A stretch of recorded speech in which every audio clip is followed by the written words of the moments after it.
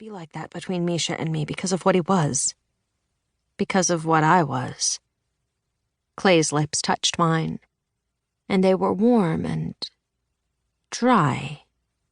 Surprise flickered through me. I thought they'd be, I don't know, wetter. But it was nice, especially when the pressure of the kiss increased and his lips parted mine. And then it was more. His mouth moved against mine, and I kissed him back. I didn't want to stop him when the hand along the nape of my neck slid down my back to my hip.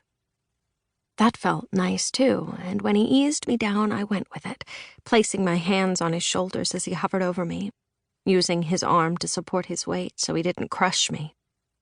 Wardens' body temperatures ran high, higher than humans, higher than mine, but he seemed hotter, like he was about to burn up. And I felt sort of lukewarm.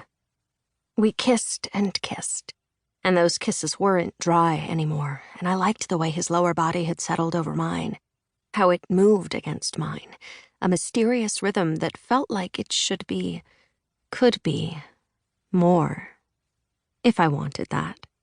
And that was nice. Nice like when he'd held my hand on the way to his place. So was the candle he'd lit that smelled like watermelon and lemonade. There was something romantic about that, and about the way his hand opened and closed on my hip. I felt warm and pleasant. Not rip my clothes off and let's get it on kind of excited, but it was really nice. Then his hand was under my shirt and up over my breast. Hold up. I reached down and grabbed his hand as I pulled away, separating his mouth from mine. Whoa! What? His eyes were still closed, his hand was still on my breast, and his hips were still moving.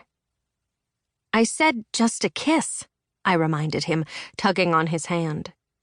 That's more than a kiss. You're not having a good time? Was I? I had been.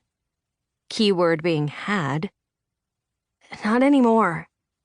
I had no idea what it was about not anymore that somehow translated into kiss me again, but that's what Clay did. He pressed his mouth to mine, and that pressure was no longer nice. It was almost bruising. Irritation flared to life like a lit match. Tightening my hand on his arm, I pulled it out from under my shirt. I pushed on his chest, breaking the kiss. I glared up at him. Get off! I was trying to, he grumbled, lifting up. But that was not remotely fast enough for me after that gross comment. I pushed hard. Clay toppled off me and to the side, into nothing but open space. He landed on the floor, his weight rattling the TV and causing the flames on the candle to flicker. What the hell? Clay demanded, sitting up. He looked thunderstruck that I was capable of doing what I'd just done. I told you I wasn't enjoying this. I swung my legs off the couch and stood. And you didn't stop. Clay stared up at me, blinking slowly in shock.